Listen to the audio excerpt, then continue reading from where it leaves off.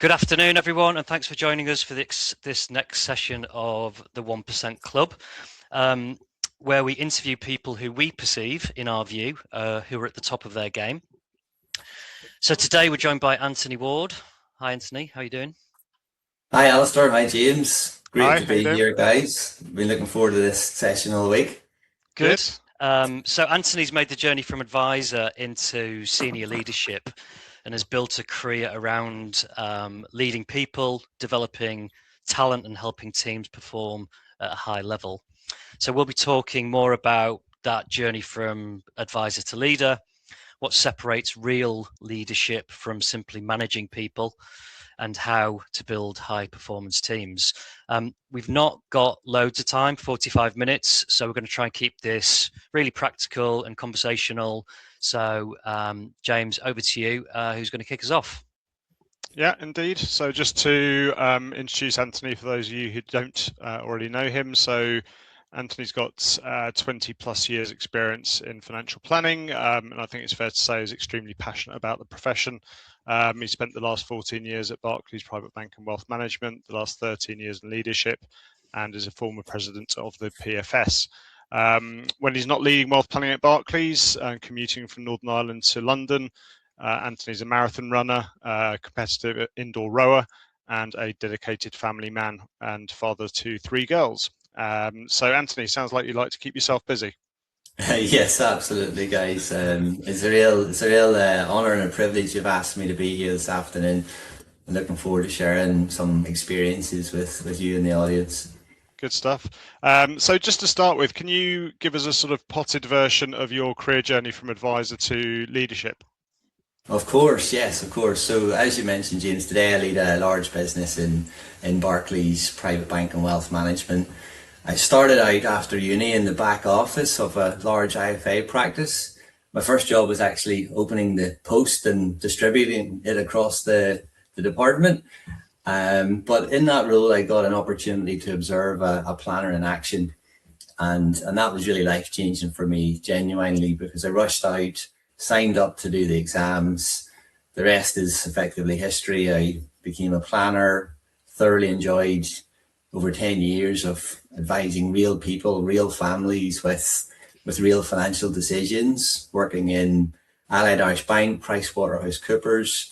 For a while, I had my own practice and really then progressively moved from being a chartered planner to developing people, leading teams, and now leading leaders.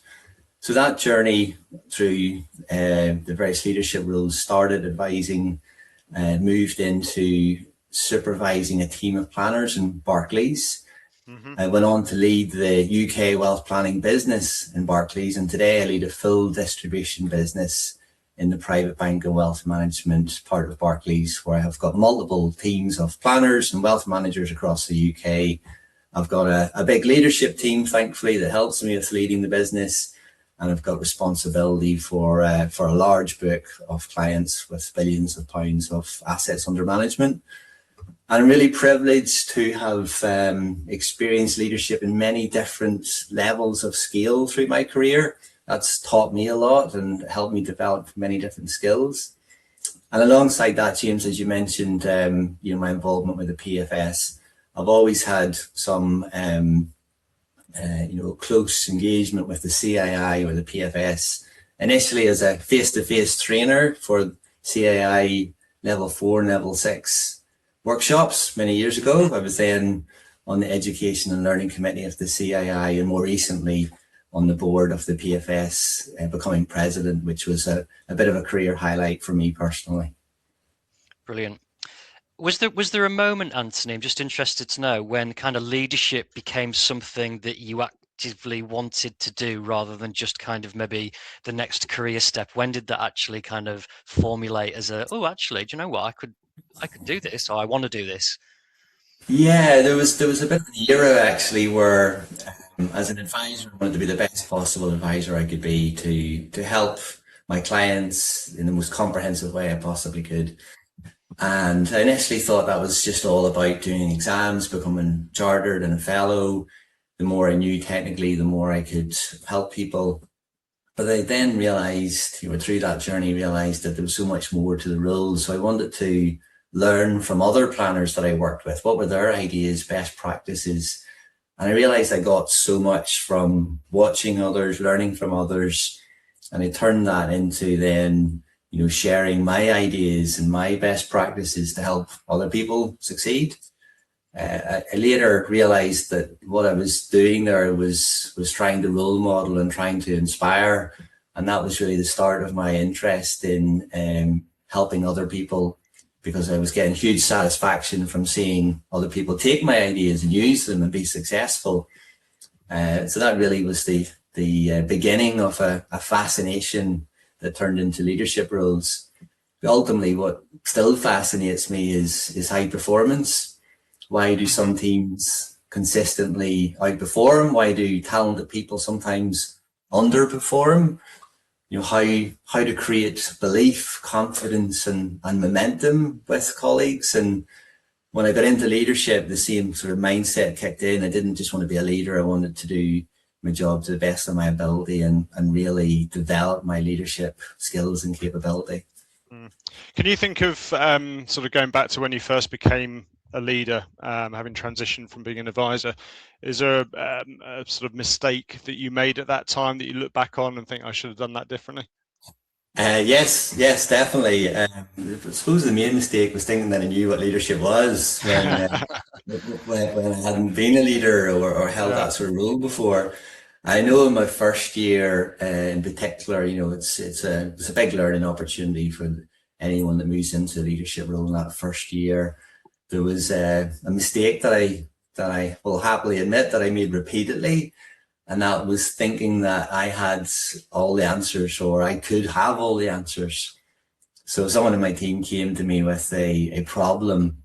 I wanted to solve it for them because, it felt good. It felt good to actually, where you could solve that problem. And, realized that the trap there was that I was creating a dependency. I was helping people solve problems, but only by bringing them to me. And, actually what I should be doing is helping them create the capability and the strategic thinking to solve their own. Yeah. So I developed a model, a 1-3-1 model to support me with, pivoting from what I was doing to what I needed to do. And I still use it where I encourage my team to bring me the issue or the opportunity. So like 1 opportunity, 3 alternative ways that they might capture that opportunity or deal with it, and then 1 recommendation that they have, because they're likely to be closer to the detail, have thought about the pros and cons, the challenges, the obstacles. And when they do that, I'm really giving them the space to think, and then I can support them with their decision making. So that was just an example, I suppose, of how I kind of learned from my mistakes in those early years. Yeah. And how was it? Because you're not that old now, so if you wind the clock back, 13 years or whatever, you were a fairly young person to be stepping into that leadership role in the type of organisation in Barclays, big firm. How did you find that as being perhaps a slightly younger person dealing with the dynamics of the team and perhaps older people that you're managing? Yeah, it was similar actually to when I first got into being a planner, because I remember one of my early clients, saying to me, I like my my planners and my advisors and my doctors to be similar, to have grey hair. And I thought, okay, how's this going to work as a young man in his early 20s being a planner? Effectively, they were saying they wanted experience. And, when it was me as a young planner advising clients, I wanted to build a connection with them, show them I cared about them, demonstrate that I knew what I was talking about, and find a way of adding value. So I carried those same thoughts into my first leadership role, where I had a bit of credibility and I could build empathy with my first team because they knew that I'd come from a planner background. So that definitely helped. But in terms of my wider stakeholders and senior leaders, I really did need to prove to them that I was capable, I was competent. And, that's a bit daunting at the start. You get a bit of imposter syndrome. And the way I really went about that was getting to know who the key people were, building relations with them, helping them understand that my motives and my drivers were similar to theirs. We had shared interest and shared goals, and then partnered with the stakeholders and leaders so that they saw me as somebody who could help them achieve what they wanted to achieve. Took some of the learns from my planning days and brought them into my leadership days. You mentioned there about it was a real help having been a planner so recently before when you first moved into that leadership role. How important do you think it is that people have walked the walk as an advisor before they move into leadership? Yes, so it certainly helps. I'm not sure it's an essential prerequisite. So maybe what I mean by that is that if you've been a planner before, then you know what it's like to sit in front of clients. You know the commercial pressures, the regulatory environment.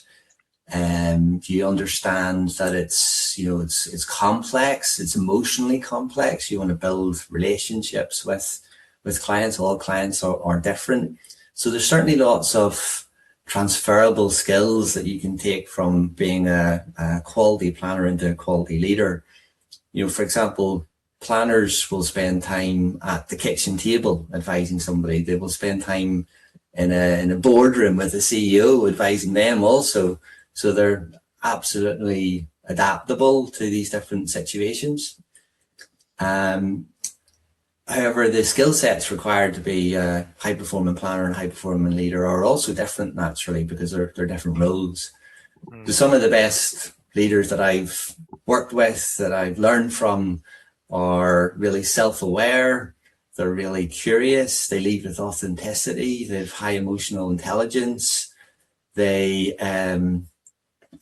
pride themselves on their ability to help other people succeed. And really that's where my leadership ethos was born from. It's really about creating conditions for other people to thrive. That's my goal on a daily, weekly, monthly basis. Am I doing what I need to? Am I prioritizing the things that will help my team and my business area really thrive? You can get those skills from any backgrounds, really. As long as you've got that curiosity to put people first.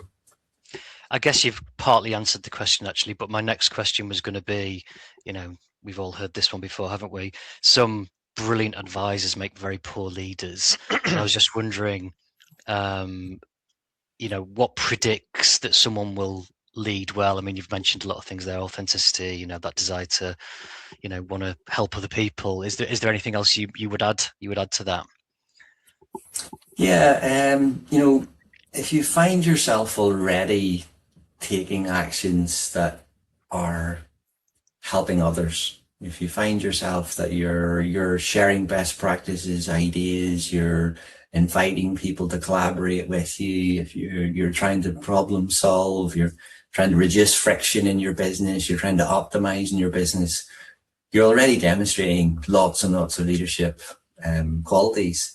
And as I hire into my leadership team, it's wonderful to hire an experienced leader with many years of leading successful businesses. I also get just as much joy from hiring somebody who is a first-time leader, who's been demonstrating those leadership behaviors in their previous role and giving them that opportunity to do so on a larger scale.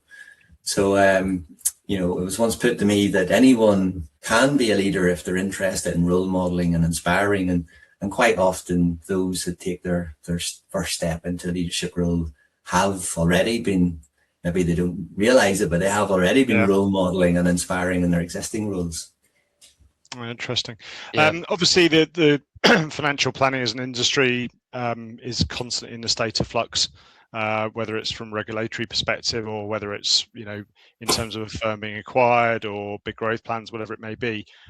So when a business is going through that kind of significant change, what separates somebody who's a true leader that people will follow through that change as opposed to sort of an average manager? Yes. Well, I think financial services in particular has seen a lot of change, James, to your very point, and you often say it's the one constant, isn't it? So I do anticipate there'll be lots more change over the next decade. And through different periods of change, whether they're transformation that is a proactive transformation or it's reacting to change, I've realized and gained the experience through my career to understand that you can't always give people certainty during change. I might want to, but I can't always give them that certainty. But what I can do is provide clarity and honesty and confidence in how we will lead through it. What I mean by that is, an early mentor of mine said to me, Anthony, be the leader that you want to have.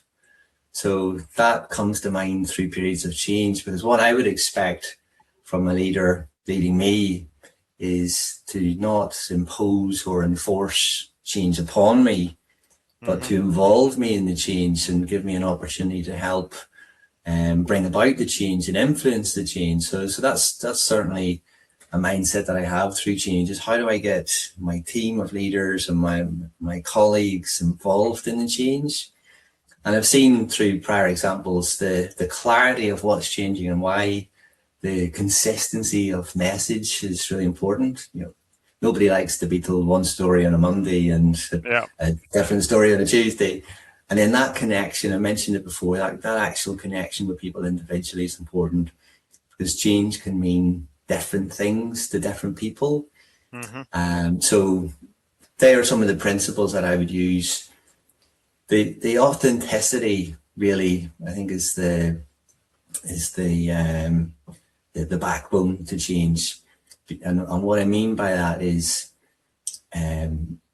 sometimes I'll be asked a question by one of my team or on a colleague call or in the office, I'll be asked a question that I don't know the answer to. And I think it's far better to explain that the answer isn't yet known and talk about the likelihood and probability than give a false answer. Because the authenticity helps build trust helps build relations, and those sort of relations can go on any change journey over time where that trust is present. Yeah, like I say, it just comes down to trust, doesn't it, in building that, whether it's advisor with client or manager with team. And I think as well, Anthony, change, people generally don't like change, do they? So as a leader, are you naturally a calm person? Are you the person that brings the calm to the room when everyone else might be flapping around a little bit? Oh my God, something's going to happen. Change. We're all going to lose our jobs. Oh, we're all going to get more work. Oh, whatever it is. Are you the one that has to sort of stay quite level-headed and sort of rise above it slightly? In many ways, yes. I don't know if I'm naturally calm. I think I spent a long time on the golf course growing up and playing a lot of golf. Golf can really teach you a lot about patience, and it can teach you a lot about yourself as well. So there's been a few clubs thrown over the years. Right. I think thankfully, a maturity kicks in there with time. You learn from your experiences. You learn who you are. Becoming a dad fundamentally changed who I am and my outlook for life and the way that I approach things in life in such a positive way that I think has helped me gain perspective and helped me be calm. And I mentioned an early mentor that I had, that they also shared with me an anecdote. They said, how can you tell the leader in the room when you walk in? And they shared they're often the person who's the calmest. And so to your point, Alistair, through change, I do think it's really important that that all leaders, are providing that clarity, that connection, that confidence, and being calm is an important way to do so. Is there one person? Sorry, I was going to say that's what I was going to ask. Is the one person you mentioned about a mentor there? Is there anybody in particular you'd pick out as the one person that's had the most influence on you as a leader? Wow. Yes. Well, I'm genuinely privileged to have worked with some fantastic leaders, and the person that I am is that I observe and I learn and I think and I analyze. So I really personally have benefited from being in many different settings and seeing how things are done. Sometimes taking a view, oh, that's great, I'd like to do that. But other times, learning from, okay, well, I'm not going to do what that leader did. I've got my own view on it. So I've learned from lots of people. There's one particular leader who shall remain nameless that I will credit for probably the biggest lesson that I've learned in my leadership career. And why I refer to this is because it was a situation where I was, finding myself juggling lots of balls, spinning lots of plates. Business was going well, but there was always lots more to do. There was lots of change and transformation. And I felt, at that time, I felt a bit overwhelmed in terms of, oh my goodness, that I'm not sure I actually have this. And I brought that particular vulnerability to my people leader at the time and asked for support on how I navigate this particular situation. And I believe now that intentionally their response was to support me with my career, but at the time I didn't really appreciate their response. Their response was quite blunt. It was that they expected me to be able to solve this myself. Okay. And I didn't really value or appreciate that. And for a few weeks, thanks for nothing. Yeah, they weren't getting a Christmas card from me anymore after that one. But what it actually did, it was early in my leadership career, and what it actually did was help me really truly understand and embrace the concept of full responsibility. Because I realized at that point, nobody's coming. There's no backup for cavalry, or there's no support coming. No one's going to take what I need to do and work out how best to work through it. And that's when I decided that, this is kind of all in my own control. And, there's things that I should focus on, there's things that I should influence, and there's things that I should accept and let go of. And it really was the biggest lesson that I've learned through all the many lessons that I've learned, is that we actually have so much within our control. We can choose how we progress through any particular situation. And, that perspective is really helpful. I often remind myself, if I creep into a similar territory with maybe I've got, lots to do in a short period of time, I realize that actually this is good. This is a good situation to find myself in, because I can now take stock, stand back, reassess and go again. Thanks, Anthony. No, it's really interesting. Just sort of moving on slightly. So if a team's already performing well, how do good leaders help unlock further potential without just simply, putting more pressure on the team or the hype? You're already performing at this level, but we want you to do even more. How do you actually unlock that further potential? Yes. Okay. Well, in this type of scenario, I think it's important to distinguish between high performance and doing more. So doing more, whether that's more hours, more activity, more client meetings, more pressure, it eventually leads to diminishing returns. Just keep trying to do more, of course. So with a high performing team, what I find works really well is focusing on what are they already doing really well, and then looking for marginal gains across that. So for example, it's maybe useful to start with prioritization. How are they prioritizing what they do? Is there a better way to prioritize? Are there better conversations or coaching opportunities? Is there a way that friction can be removed? Could technology be embraced further? Are we really sharing the top performers' best practices, habits and behaviors consistently for all to benefit from? So I look for what's already working well and then those marginal gains across the team. But then on an individual basis, that next 5% could be very different for each person. So the individual conversation to understand, where is that particular leader or colleague on their journey? Where is their next 5%? And listening to what's on their mind and finding with them those opportunities. As an example, a high performer often is looking to stretch opportunities. They often want to have more responsibility. So, finding something that they could lead on, or encouraging them to be proactive and developing something that they could take on board and embrace within their portfolio is an opportunity for them to engage on that front and, do more, deliver more, but ultimately, continue to be a high performer year on year. So it's really just about creating an environment for people to challenge themselves constantly rather than needing the leader to push them. Yeah.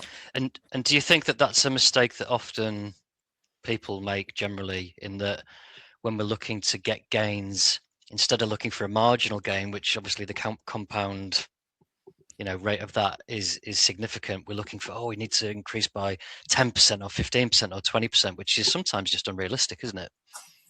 Yeah, and the answer is maybe somewhere in between, actually, isn't it? Because at times there aren't step changes available, and therefore it's whether it's a resource challenge, budget challenge, whatever it might be, and then it's about those 1% compounded, to your point, Alistair. Other times, if there are the resources, if there's the head count or the budget, then that strategic investment can create that strategic leap, that new horizon. So it is really about assessing what's available at the time. Yeah. You mentioned about golf before, and as I said in my intro, you're a marathon runner. Is that a relatively new thing, the marathon running, I think? It is, yeah, no, definitely is. I smile when you say it, because I never thought that it would be something I would ever achieve. I'm an average runner, but I knuckled down this year and I managed to apply myself and make it happen. But very good. I think you mentioned, I read an article about that that you'd posted on LinkedIn, which talked about focusing on the identity of being a marathon runner rather than the actual outcome of becoming one. Can you explain what you mean by that and how you use that kind of in a business context?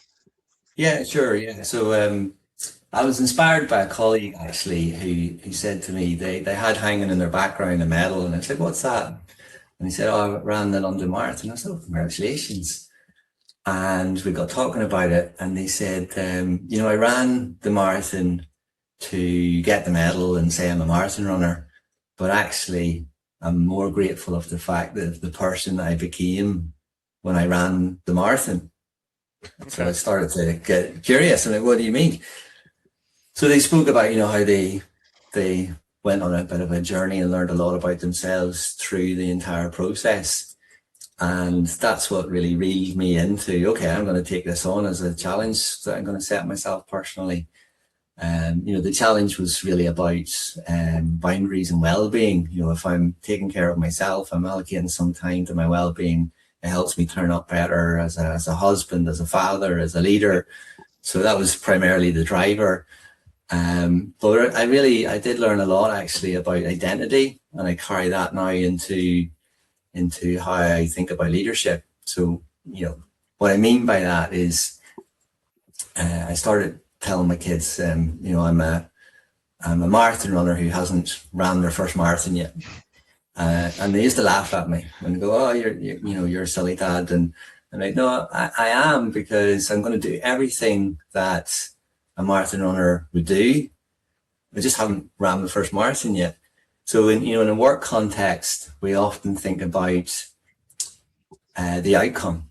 We want to win lots of clients, we want to win lots of assets, we want to build new teams, we want to go into new geographical territories. There's lots that we want to do. But it's actually worth thinking about, well, who do we want to become? Who do we need to be to do these things? Mm-hmm. So I've really been focusing on that with the team.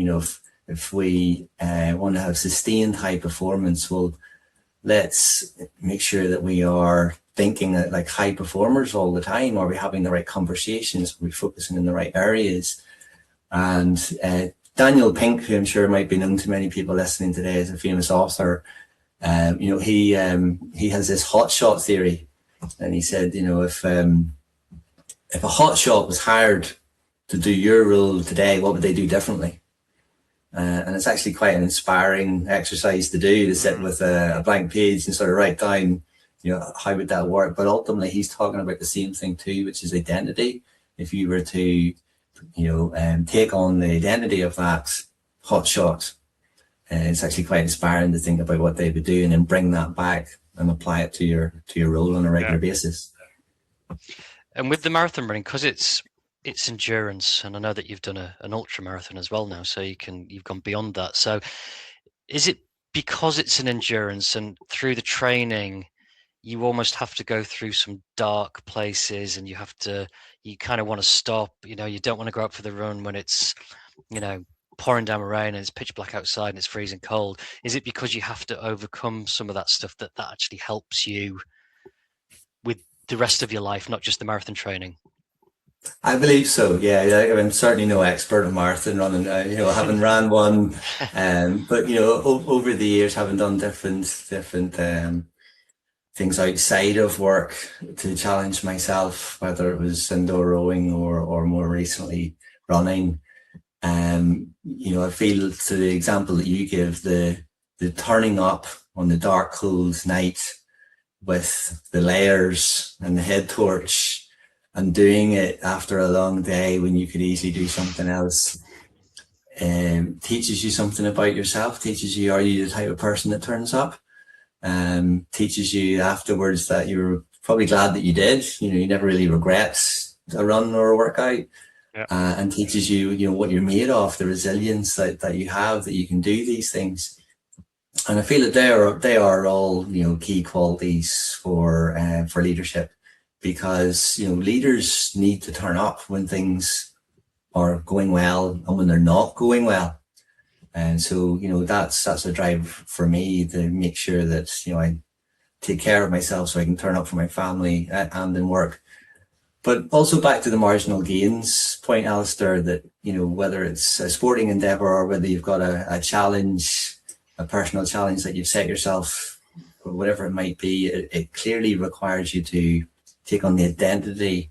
It takes the marginal returns. In my case with running, it's, training, sleeping, nutrition, recovery, pacing, and finding marginal returns on each of those as well. Creates a mindset where then I'm looking for marginal returns in work, and I'm looking for marginal returns with my team, and I'm encouraging them to look for marginal returns. But actually, one of the obvious carries over from running into leadership is that, a marathon's a long way, an ultra marathon's a long way, and it can feel a bit daunting from the start line to the finish line. That can be similar in a work environment.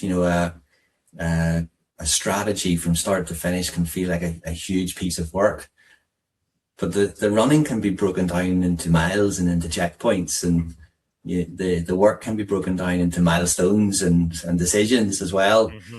And then, focusing on what you can control in both sport and in leadership really does help focus the mind, because the things can go wrong, but if you're always focusing on what you can control, you've probably applied yourself in the right way.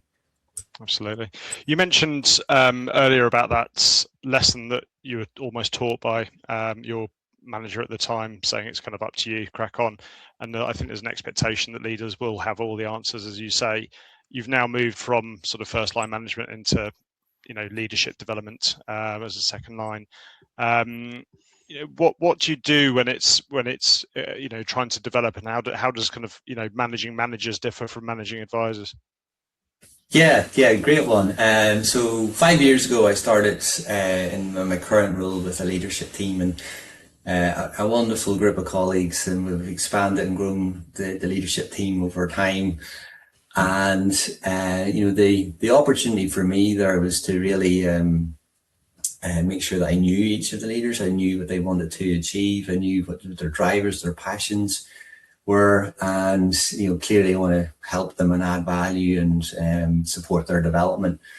So I have a real passion for leadership development, and really feel that everyone in leadership roles should be prioritizing time for leadership development. It means that I think it's the expectation of any team that their leader would be continuously developing, because the more they're developing, the better they can lead, the better they can lead, the better they can create an environment for the team to succeed.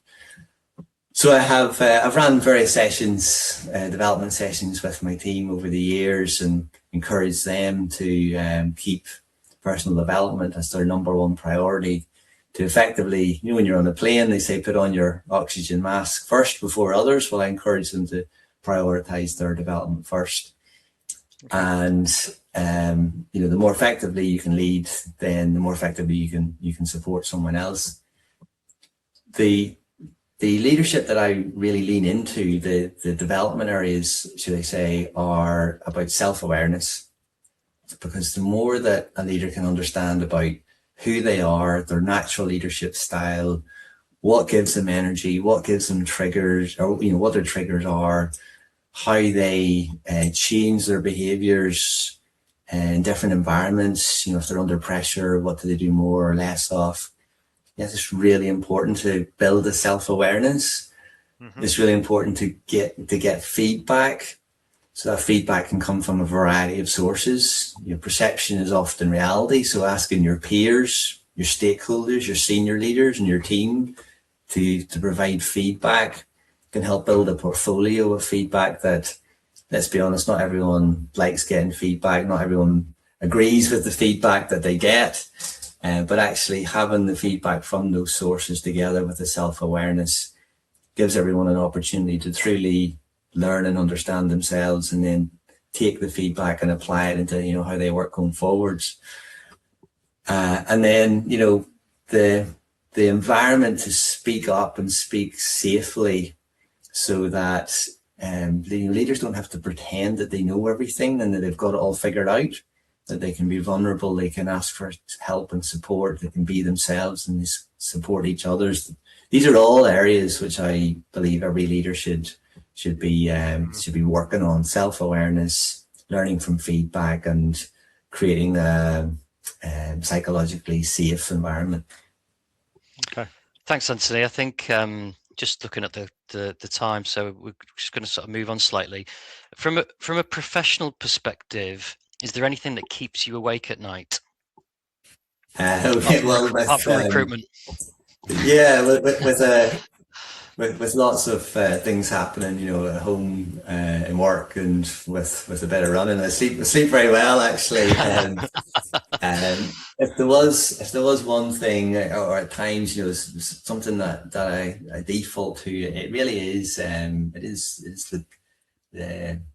the people and talent agenda.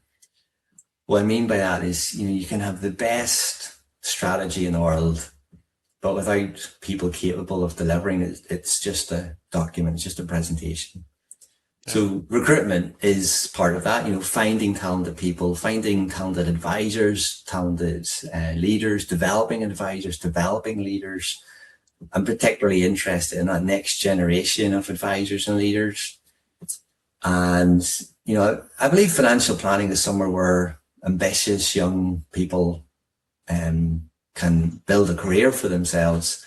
Of course, technology and AI is changing large elements of what we're doing, but that just makes the human skills, such as the judgment, the empathy, the trust, and the coaching, even more important. So very much focused on people and talent, Alistair, retaining top talent, developing talent, to complement that strategy. Is there anything that you do differently, do you think, from other managers when it comes to hiring? Great question. Do differently. Well, you guys will work with lots of hiring managers, and you probably got the playbook on what best practice is. For me, the key to any sort of recruitment process is trying to cut through the CV and cut through the career download experience, etc., and actually understand where that candidate is now and where they want to go. I've made and seen people make mistakes with career choices, and they're all learning opportunities that you can apply in the future. And I really want to make sure that if somebody wants something that I can't offer them, that we're clear at the outset. But equally, if somebody wants something that I can offer them, that I can help them see why this role is going to be the right role for the next stage of their career. So I'm not sure that's drastically different from any other hiring manager who just wants to get the right person. But the point I make is it's about building a connection. And that connection, the old phrase about hire slow, fire fast, that connection can sometimes take time to build through coffee chats, catch-ups, interviews, etc. And where possible, I do want to, spend time building that connection before it's right for both parties. The highest form of respect that I can give a candidate is honesty. And if I've got a role that's not right for them, I want to tell them. If I've got a role that is right for them, I want to show them. Yeah. Awesome. This has been really good. I mean, have you got anything else, James? Because there's a couple of questions that have come through from people who are watching. So, well, I think it'd be remiss. I mean, just quickly to ask about your presidency of the PFS. I'm sure a lot of people are interested. It's obviously quite an interesting area, the CII PFS relationship. You said that was one of your biggest career achievements. What was the kind of, just briefly, because we're running out of time a little bit, what was the most rewarding part of that presidency? Sounds very Trump-esque. And what was the most challenging part? Rewarding. So yeah, hugely privileged to be the president of the PFS. Worked with some amazing people on the board and across the PFS and the CII, and seeing how passionate planners across the country, how passionate they are about the profession and doing the right things for clients. It was a real honour, and I'm extremely proud of the work that we did over that period. The most challenging, I'm sure everyone appreciate that when I became president, many would maybe say that it was the most difficult period in the PFS's history. Half the board had resigned, relations with the CII were at an all-time low, and members who cared deeply about our profession wanted and frankly expected better. So really my job was to lead the PFS through that and come out the other side, and I found that the best way to do so was to address all of the issues head on, to build connections and personal relations with the CII chair, CII CEO and president, and have the difficult conversations that ultimately helped the PFS and CII move on. Yeah. And the PFS is in a great position now. So I encourage the board to continue to press on and be bold and ambitious. Very good. Brilliant. Okay, a couple of questions from people who are viewing. Do you have any go-to questions when having one-to-ones? Not necessarily go-to, but a go-to mentality rather than questions. So with a one-to-one, for me, a one-to-one is all about, if I think about the leaders in my team, it's time for them. So I want them to get the most value from our one-to-one. So I encourage all of my team to prepare. I encourage them to bring an agenda, to prioritize what's important. I'm fine with someone telling me the great job that they've done. I need to see that. I want to recognize that as well. But I want them to bring to me what they're going to get most value from. So if they have a challenge that they would like support with, if they have an idea that they would like to develop, it really is all about making sure that the leader is coming as prepared as they could possibly be, so that at the end of the one-to-one, they've got what they wanted to get out of it. And to do so, I have a phrase that I use with my team, which is ODO, optimum desired outcome.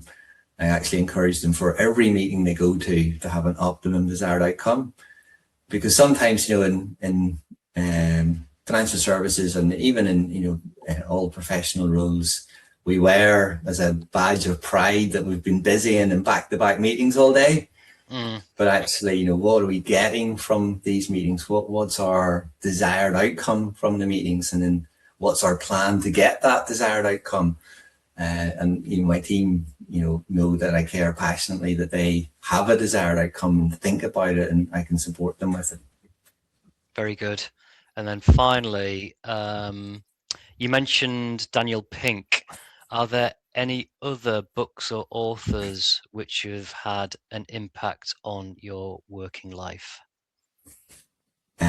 Certainly, yes. All life. Sorry, not working life. Yes. Work life. Many.